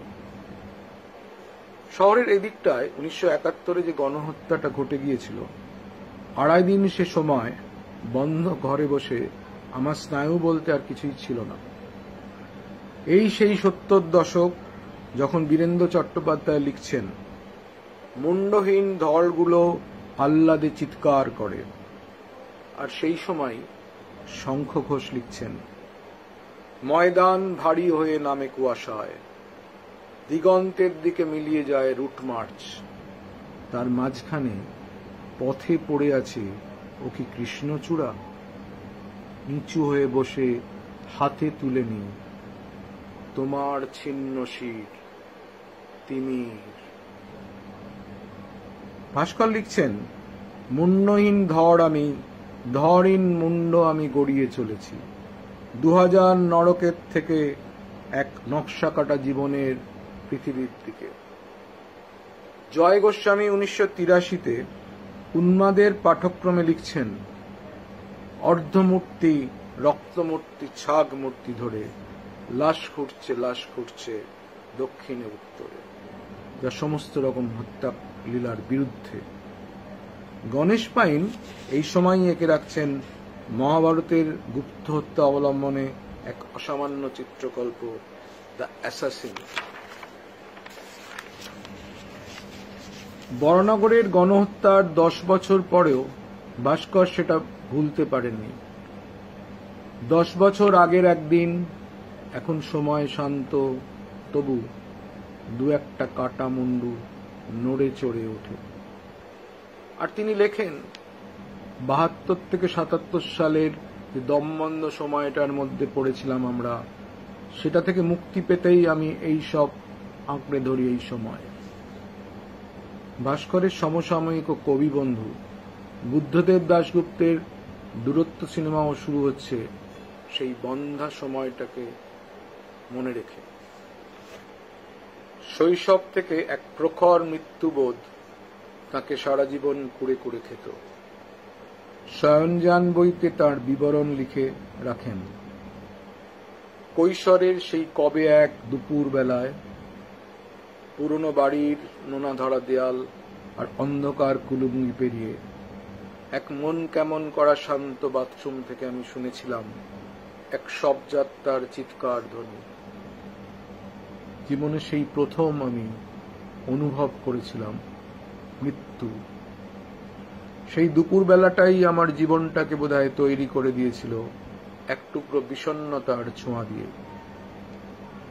এইভাবে মৃত্যুর মিছিলের শরিক হয়ে থাকেন তিনি আজীবন। শবযাত্রা আস্তে আস্তে এগিয়ে চলেছে শ্মশানের দিকে, আর আমি তার পেছন পেছন হাঁটছি। চিত্রশিল্পী এডভার মুঙ্কের মতোই নিজের বোনকে ভাস্কর হারান ছোটবেলায়। সেই মৃত্যু সারা জীবন তাকে তাড়া করে বেরিয়েছে। মুঙ্ক যেমন অনেক করুণ ছবি আঁকেন বোনের মৃত্যু নিয়ে, তার মধ্যে একটা বিশিষ্ট ছবি দ্য সিক চাইল্ড। ভাস্কর তার কবিতায় বা গদ্যে তার বোনের স্মৃতি বারবার উচ্চারণ করেন গভীর বেদনায়, পরম মমত্বে। গদ্যে যেমন, কোথায় গেল তোমার ছোট বোন, সে তো অন্ধকার সাঁতরে এই তো এইমাত্র কোথাও চলে গেল, বা বাপ্তার কোটকি পড়ে রইল লন্ড্রিতে আর ছোট বোন উদাও হয়ে গেল। কিংবা কবিতায় আমি কি পাহারা দেব ছোট বোন ঘুমায় যখন, আমি কি ঘুমবো পাশে ছোট বোন ঘুমায় যখন, অথবা ভাঙা রান্নাঘরের ভেতর ভিজে কাঠের ধোঁয়া, তোমার ছোট বোন বাঁহাতে লণ্ঠন তুলে ধরেছে, ওই ওকে চলনসই জামা কিনে দেব আজ। আমার শেষ ছুরি আমি ছুঁড়ে মারব তোমাদের গীতি কবিতায়। ডব্লিউ.বি. ইয়েটস যে কবিতা লিখছেন তা অনেকটা লিরিক্যাল, সেটা ইমপ্রেশনিস্ট ছবির অনেকটা কাছাকাছি। পরে টি.এস. এলিয়ট বা এজরা পাউন্ড যে কবিতা লিখবেন তা গঠনগতভাবে হবে অনেকটা রিজু, প্রকৃতিতে কিউবিজমের নিকটবর্তী। মাইকেল মধুসূদন দত্তের মেঘনাদবধ কাব্যতে তিনি লিরিককে বাইরে থেকে অস্বীকার করলেও কবিতার গভীরে তা হয়তো লুকিয়ে থাকে। পরম যত্নে কুড়াইয়া সবে ভস্য, অম্বুরা শীতলে বিসর্জিলা তাহে, দৌত করি দাহস্থল জাহ্নবীর জলে, লক্ষ রক্ষশিল্পী আশু নির্মল মিলিয়া, স্বর্ণ পাটিকেলে মঠ চিতার উপরে ভেদি অভ্র, মঠ চূড়া উঠিল আকাশে। ভাস্করও শেষ পর্যন্ত কি গীতি কবিতার থেকে দূরে থাকতে পারেন? তিনি লেখেন, জানালার নিচে বকুল ফুলের মতো সিগারেট টুকরো পড়ে আছে। তার স্বীকারোক্তি, দীর্ঘদিন ধরে বাংলা কবিতায় যে গীতি কবিতার ধারা চলে এসছে তার আমি নিবিড় পাঠক। আমি আমার মতো করে তার বিরোধিতা করার চেষ্টা করেছি। তবে সেই গীতি কবিতার ধারা শেষ হওয়ার নয়, আমিও হয়তো ভুল পথে হাঁটলাম সারা জীবন। এই হচ্ছে একজন কবির চিরন্তন ডাইকোটমি। শক্তি চট্টোপাধ্যায়ের সকণ্ঠে একটা কবিতা শুনেছিলেন গণেশ পাইন, আমি স্বেচ্ছাচারী। তীরে কি প্রচন্ড কলরব, জলে ভেসে যায় কার সব, কোথা ছিল বাড়ি, রাতের কল্লোল শুধু বলে যায় আমি স্বেচ্ছাচারী। এই ভেসে যাওয়া সব থেকে গণেশ পাইন একটা চিত্রকল্পের আভাস পান, একটা জলযানের। এই জলযান বিভিন্নভাবে ফিরে আসে গণেশ পাইনের ছবিতে বিভিন্ন রূপে। চারপাশের যে জীবন দেখি আর যে জীবন আমি যাপন করি প্রতিদিন, সেসবের মধ্যে থেকেই কখনো জেগে ওঠে ভাঁজ করা কাগজের নৌকোর মতো একটা কিছু। ভাস্কর সেই কাগজের জলযানের পিছু ধাওয়া করেন যেন অবুঝের মতো। উৎপল বসুর কবিতাতেও একটা কাগজের নৌকো উল্লেখ থাকে। কাগজের নৌকোগুলো এই দিকে ভেসে আসছে কোন এক বিখ্যাত লোকের মৃত্যুদিন আজ। প্রণবেন্দু দাশগুপ্ত এক অসাধারণ চিত্রকল্প নির্মাণ করেন তার কবিতায়, যা ভাস্করের খুব প্রিয়। মিছিল থেকে অন্ধকারে বেরিয়ে আসে পাগল, বাগানে নীল মাছি। তেমনি ভাস্করের কাব্য ভাষায় খুঁজে পাওয়া যাবে আশ্চর্য অজস্র সব দৃশ্যকল্প। টি.এস. এলিয়ট যেভাবে লেখেন, here is no water but only rock, Bhaskar নিজস্ব চিত্রকল্পে লিখে রাখেন শহরের ছবি, বালি নির্মিত শহর, শহর বালিময়। চশমা, যা আমাদের দৈনন্দিন সঙ্গী, ভাস্করের কবিতা একটা জরুরি চিত্রকল্প। আমার টেবিলে একটা চশমা এখন আরেকটা চশমাকে আন্তরিকভাবে জড়িয়ে ধরেছে। কিংবা রান্নাঘর, আমার সমস্ত কবিতায় আমি বোধহয় আমাদের রান্নাঘরের কথাই বলতে চেয়েছি। মধ্যবিত্ত বাড়ির রান্নাঘর ভাস্করের কবিতায় একটা জরুরি মেটাফর হয়ে দাঁড়ায়। যখন সেদ্ধ হতে চায় না ডাল, সারা বাড়ি থমথম করে, স্নান করে বাবা দাঁড়িয়ে থাকেন, স্নান করে দিদি দাঁড়িয়ে থাকেন, আর সকালবেলা আমি চমকে উঠি, সমস্ত বাড়ি চুপচাপ, মা বসে আছে উনুনের পাশে। জীবনের এত প্রান্তিক আর নির্জন প্রদেশের চিত্রকল্প বাংলা কবিতায় বিরল। ভাস্কর তার কবিতায় প্রেমের ধারণাটাও পাল্টে দিতে চান। অন্তমিন থাকলেই যে প্রেম ভালো করে প্রকাশ করা যায়, ওই ধারণাটা আমি বদলাতে চেয়েছি। চন্দ্রমল্লিকার মাংস ঝরে আছে ঘাসে, সে যেন এখনই চলে আসে। এসব পথ আমার নয়, আমি নতুন পথ খুলে দিতে চেয়েছিলাম। যেমন একটা কাঠবেড়ালি আমার জন্য একটা বাদাম নিয়ে ছুটে আসছে, অথবা সাদা পায়রার ডানা ঝাপটানোর মতো মেয়েটির গলার স্বর। কবিতায় ইমেজিস্ট আন্দোলনের একজন পুরোধা এজরা পাউন্ড যেমন ভেবেছিলেন, direct treatment of the thing whether subjective or objective, ভাস্করের কবিতায় চিত্রকল্পরাও সেই রকম সোজাসুজি আসে, কোনো ভনিতা ছাড়াই, কোনো অলঙ্করণে না সেজেই। শুয়োরের পেছনের মতো জীবন, যেখানে গনগনে একটা লোহার শিক ঢুকিয়ে দেওয়া হয়েছে। চেয়ার আসে বারবার তার চিত্রকল্পে। চাকাবিহীন একটা চেয়ারে বসে এক ভদ্রলোক নক্ষত্রে নক্ষত্রে ঘুরে বেড়াচ্ছিলেন, অথবা শুধু একটা খালি চেয়ার আমি রেখে দিয়েছি আমার ফাঁকা ঘরে, হয়তো তিনি এসে বসবেন এই চেয়ারে। জিরাফেরা হানা দেয় তার কবিতায় অনেকবার। যখন অনেক রাতে রক্তমাখা একটা জিরাফ উঠে আসে ভাষা থেকে। এইসব মেটাফরের ব্যাখ্যা করতে যাওয়া সম্ভব নয়। জ্যাক দেরিদা বলেছেন, in language there is no non-metaphorical verbal form, no rhetoric degree zero, which may be used for the analysis of metaphor. জাপল Shastri তার সাইকোলজি অফ ইমাজিনেশন গ্রন্থে বলছেন, we have seen that the act of imagination is a magical one. ভাস্কর সেইভাবে কিছু magic মুহূর্ত নির্মাণ করেন তার কবিতায়। পিঁপড়েগুলো একদিন বাড়িটা উঠিয়ে নিয়ে যাবে, হে উন্মুখ অচেনা পাখির ঠোঁটে আজকাল ইচ্ছে হয় শুয়ে থাকি, অথবা আমার ভাঙা চশমাগুলো রাত্রিবেলার জলে ভেজা ভৌতিক ঘড়ির শব্দ। কক্তর অর্ফে 10 বছর পরে দ্বিতীয়বার দেখবার পর এই লাইনটা পেয়ে যাচ্ছেন তিনি, ঘড়ির আঘাতে আজ রাত্রিবেলা ঈশ্বরের কাশি ভেসে আসে। নীরবতাকে নগ্ন করে ঝোলের মধ্যে ফেলো, ঝোল যে ঠান্ডা হয়ে এলো দ্রুত। জন্মমিত তারকার বরফিম হাতের কাছে জ্যান্ত এগিয়ে দিচ্ছে আমার কিমা করা মাংস। কল্পনার হিস্ট্রিয়া বইতে শঙ্খ ঘোষের অনুবাদে পিকাসোর ডিজায়ার নাটকটা পড়ি আমরা। জ্যোৎস্না রাতে ব্যাবিলনের রানীর ঘাড়ের ওপর চিতার উজ্জ্বল চামড়ার শালের মতো জলজল করছিল বিশাল আকাশ।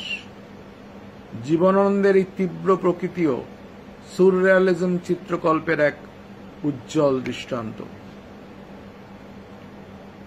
ভাস্করের লাইন, কারুকার্যময় যত শিং আজ তুমুল কাঁপতেন দিকে দিকে, কিংবা মোষ কবিতায় তোমারই শিঙের কাছে গুঁড়ি মেরে বসে থাকি, কখন যে চাঁদ ওঠে কখন যে মেঘ। সালভাদর দালি তার ডায়েরি অফ এ জিনিয়াস বইতে বলছেন, I have painted nothing but rhinoceros horns all my life. Bhaskar জানাচ্ছেন, মোষ কবিতাটিতে ছবি আঁকার একটা বিষয় ফুটে উঠেছে। জ্যোৎস্নার এক রাত্রিরে ছাতে দাঁড়িয়ে আমি পুরো কবিতাটিকে প্রায় ভাষা সমেত আকাশ থেকে শূন্যে ঝুলে থাকতে দেখেছিলাম। 1930-এ রবীন্দ্রনাথ একটা মোষের ছবি আঁকছেন, কাগজের ওপর কালিতে, পেছন থেকে আঁকা, তাই ল্যাজ ও পশ্চাৎ দেশ খুব বড় করে দেখা যায়। গঠনগতভাবে প্রকৃতিকে ছুঁয়ে থাকলেও এর প্রবণতা বিমূর্তের দিকে। আমেরিকান কবি রিচার্ড ব্রাথিক, যিনি ভাস্করের প্রায় সমসাময়িক, যখন লিখছেন, I like to think, and sooner the better, of a cybernetic meadow where mammals and computers live together in mutually programming harmony like pure water touching clear sky. আর ভাস্কর লিখছেন, আর বাংলা কবিতায় টাই শুট পড়ে করুণ ভাবে নেমে এসছে টেলিভিশন আর হই হই। নিজের অসুস্থতা আর ভয়কে ভাস্কর কবিতায় নিয়ে আসেন নিজস্ব ভাষায়। সকালে সাদা ট্যাবলেট, দুপুরবেলায় হলুদ, রাত্রিবেলায় নীল। জ্যাক প্রেভেরের চিন্ময় গুহর অনুবাদে আমরা একটা কবিতা পড়তে পারি, যেখানে রংকে একইভাবে কবিতার চিত্রকল্প করে তোলা হয়। তোমার নাম? আকাশের নীল, গাছের সবুজ, রাতের কালো, গোলাপের গোলাপি। বিয়ে হয়েছে? হ্যাঁ। কার সাথে? ডিমের হলুদ। যাও। ভাস্করের জীবনের ভয়গুলো গোইয়ার ব্ল্যাক পেন্টিং এর মতো রোজ ঘিরে ধরে থাকে তাকে। শুধু এক বিশাল হাঁ করা ভয় আমাকে গিলতে আসে প্রতিদিন। জীবনানন্দ তো শেষ পর্যন্ত তিমির বিনাশী হতে চেয়েছিলেন। মানুষের মৃত্যু হয়ে গেলে এই অনিমেষ আলোর বলয় মানবীর সময়কে হৃদয়ে সফলতা সত্য হতে বলে জেগে রবে। জয়, আলো, সহিষ্ণুতা, স্থিরতার জয়। ভাস্কর বলছেন, বিষণ্ণতাকে আমি খুব একটা দূরে সরিয়ে রাখতে পারিনি, তবে শুধু বিষণ্ণতা, শহর কেন্দ্রিকতা অথবা মনোহর চাটনি আমার কবিতা নয়। অরুণ মিত্রের মতো তিনিও বিশ্বাস করেন শুধু রাতের শব্দ নয়। বলে ওঠেন, উঠতে হবে, ভাঙা হাড়গুলো জোড়া দিতে দিতে উঠতে হবে এবার। তিনি বুঝতে পারেন আমাদের শতাব্দীটা সারা পৃথিবী জুড়ে শুধু দেশভাগের ইতিহাস। প্রতিজ্ঞা করেন, শেষমেশ গুজরাট যাওয়া যদি নাও হয়, ছোট জাগুলিয়া নোনাচন্দন পুকুরে গিয়ে লিফলেট বিলি করে যাব। তিনি উল্লেখ করেন যে এমার্জেন্সি, অরাজকতা, বিশৃঙ্খলা, আবার উল্টো দিকে বিষণ্ণতা, চাপা আয়রনি প্রতিবাদও এসো সুসংবাদ এসোকে ছুঁয়ে আছে।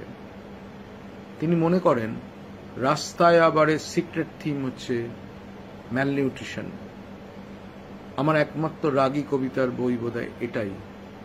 সোশ্যাল অ্যাগ্রেশন আর সেলফ অ্যাগ্রেশনের কথা বোধহয় এই বইতে খুঁজলে পাওয়া যাবে। তিনি বলেন, স্বীকার করা উচিত যে আমি কোনো রাজনৈতিক কবিতা লিখিনি। তাও কেউ যদি হঠাৎ আমার কোনো কোনো কবিতাকে রাজনৈতিক কবিতা বলেন, আমি বিস্মিত হব না। আমি বিষণ্ণতার ভিতর থেকে আনন্দের দিকে, মরুভূমির ভেতর দিয়ে গাছের দিকে, মৃত্যুর ভেতর দিয়ে জীবনের দিকেই চলেছি। বিশাল কোনো মজাকে আমি বোধহয় ধরতে চেয়েছিলাম আমার কবিতায়, ধরতে চেয়েছিলাম কোনো হাসির শব্দকে। ভাস্কর লিখে রাখলেন, কাল স্বপ্নে দেখলাম ব্যাডমিন্টন খেলছি, কিন্তু ব্যাঙের সাইজের কুমির চারপাশে ঘুরে বেড়াচ্ছিল কেন? সুকুমার রায়ের আবোল তাবোল কি এখানে মডেল হিসেবে কাজ করে যায় তার মনে? নিজেকে নিয়ে নিজেকে ব্যঙ্গ করতেও ছাড়েননি তিনি, যা আধুনিকতার একটা বড় লক্ষণ। আর আমি কবেকার ভূত একটা চিত্রকল্প, প্রতীক আর ধ্বনিঝঙ্কার নিয়ে লড়ে যাচ্ছি। কবি প্রণবেন্দ্র দাশগুপ্ত মনে করিয়ে দিচ্ছেন, বোদলেয়ারের কবিতার সঙ্গে ভাস্করের কবিতার কোনো মিল না থাকলেও এলিয়ট বোদলেয়ার সম্পর্কে যা বলেছেন তা ভাস্কর সম্পর্কেও প্রযোজ্য। He could not escape suffering and could not translate it, so he attracted pain to himself. হয়তো প্রণবেন্দুর নিজের কথাও এটা। শিল্পী এডভার মুঙ্ক বলেন, জীবনের সঙ্গে আমার যে ভীতি ও সংশয়, আমার অসুখ বিসুখ আমার কাছে খুব জরুরি ছিল। দুশ্চিন্তা বা ব্যাধি ছাড়া আমি যেন একটা হাল ছাড়া জাহাজ। ওই ভয়, দোটানা, মানসিক বৈকল্য ছাড়া আমি অচল। ওরা ধ্বংস হয়ে গেলে আমার শিল্পও ধ্বংস হয়ে যেত। ভাস্কর চক্রবর্তীও হয়তো একই কথা বলেন। সাদা কাগজের একটা পাখি আজ অন্ধরাত্রিরে ডানা ঝাপটাচ্ছে। নমস্কার।